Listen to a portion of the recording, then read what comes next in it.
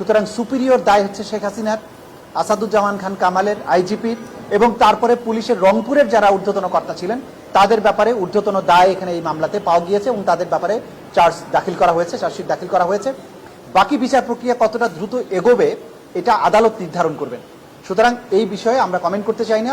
আমরা একদিনও বেশি সময় নিচ্ছি না, সবগুলো মামলার তদন্ত রিপোর্ট পাওয়া যাবে এবং বিচার প্রক্রিয়া তার নির্দিষ্ট গতিতেই এগিয়ে যাবে এবং বাংলাদেশে ন্যায় বিচার প্রতিষ্ঠিত হবে।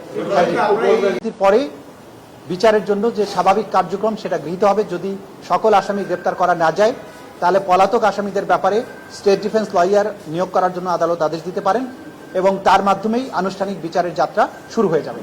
তো যেহেতু একটা আইকনিক ঘটনার বিচারের তদন্ত আমরা শেষ করতে পেরেছি, আমাদের তদন্ত সংস্থা শেষ করতে পেরেছে, আমরা আনুষ্ঠানিক অভিযোগ দাখিলের মাধ্যমে এই আনুষ্ঠানিক বিচারের যাত্রা শুরু করতে পেরেছি। আজকের এই মুহূর্তে আমরা জুলাই বিপ্লবের শহীদদেরকে আরেকবার স্মরণ করছি এবং দেশবাসীকে এটা আশ্বস্ত করতে চাই যে আন্তর্জাতিক অপরাধ ট্রাইব্যুনালের তদন্ত সংস্থা এবং প্রসিকিউশন দিনরাত আপ্রাণ চেষ্টা করে যাচ্ছেন এই বিচার, যেটা জাতির একটা বড় প্রায়োরিটি এবং ভবিষ্যতে এই অপরাধের রিকারেন্স ঠেকানোর জন্য রাষ্ট্রকে যে জায়গায় যেতে হবে সেই জায়গাটা নির্ধারণ করার ব্যাপারে আমরা দিনরাত কাজ করছি। ইনশাআল্লাহ ক্রমান্বয়ে সবগুলো মামলার তদন্ত রিপোর্ট পাওয়া যাবে এবং বিচার প্রক্রিয়া তার নির্দিষ্ট গতিতেই এগিয়ে যাবে এবং বাংলাদেশে ন্যায় বিচার প্রতিষ্ঠিত হবে।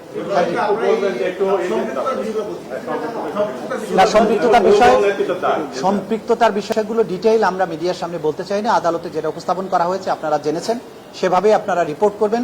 আমরা মিডিয়ার সামনে কার কতটুকু দায় সেটা উল্লেখ করতে চাই না, কারণ এগুলো সব ট্রায়ালে প্রমাণ করতে হবে। সুতরাং এই যে ট্রায়ালের নিজস্ব বিষয়গুলো আমরা মিডিয়ার সামনে উল্লেখ করাটা সমীচীন মনে করি।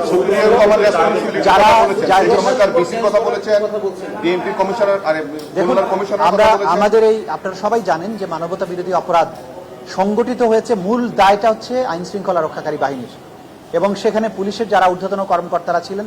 আমরা কিন্তু খুব স্পষ্টভাবে দেখিয়েছি শেখ হাসিনার নির্দেশ লিথাল ওয়েপন ব্যবহার করা, শেখ হাসিনার নির্দেশটা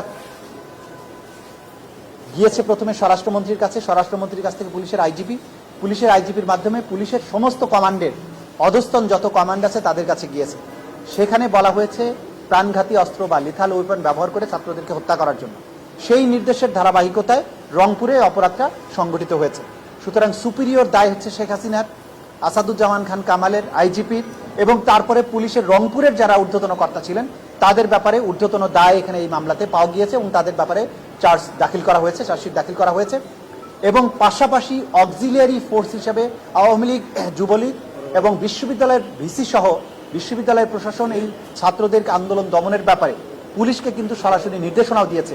সরকারের পাশাপাশি বিশ্ববিদ্যালয়ের ভিসি সহ বিশ্ববিদ্যালয়ের প্রশাসন, ওই সময়ের প্রশাসন যারা ছিল তারা সরাসরি পুলিশকে উস্কানি দেওয়া, নির্দেশ দেওয়ার কাজটা করেছে এবং তারা যেহেতু সুপিরিয়র অবস্থানে থেকে এটা করেছে সেজন্য সুপিরিয়র রেসপন্সিবিলিটি বিশ্ববিদ্যালয়ের যারা ঊর্ধ্বতন কর্তা ব্যক্তি যারা এই মামলার আসামি তাদেরকেও এই দায়ে দায়ী করা হয়েছে। তবে মূল দায়টা হচ্ছে সরকারের, শেখ হাসিনা থেকে শুরু করে পরবর্তী পুলিশ অফিসারদের।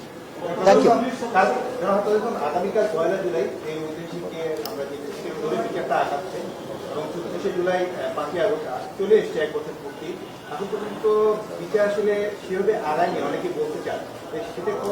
আমরা এই জাতীয় মন্তব্যের সাথে একমত নই, এগুলো আমরা কমেন্ট করতে চাই না।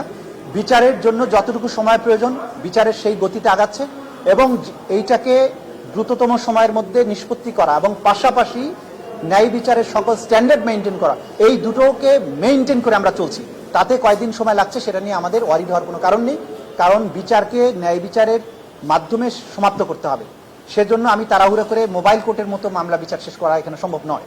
যতটুকু সময়ের দরকার সেটা নেওয়া হচ্ছে এবং আদালত বাকিটা নির্ভর করবে আদালতের উপরে। আমাদের তদন্ত প্রক্রিয়া শেষ করা এবং প্রসিকিউশনের পক্ষ থেকে ফরমাল চার্জ দাখিল করা কাজটা আমরা সম্পন্ন করেছি।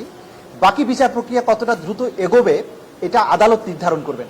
সুতরাং এই বিষয়ে আমরা কমেন্ট করতে চাই না। আমরা একদিনও বেশি সময় নিচ্ছি না, নেবও না। যথাসময়ে বিচার শেষ করার জন্য যা করা দরকার সেগুলো আমরা করব। বাকিটা নির্ভর করবে আদালতের কার্যধারার উপরে এবং সেই এখতিয়ার আদালতের।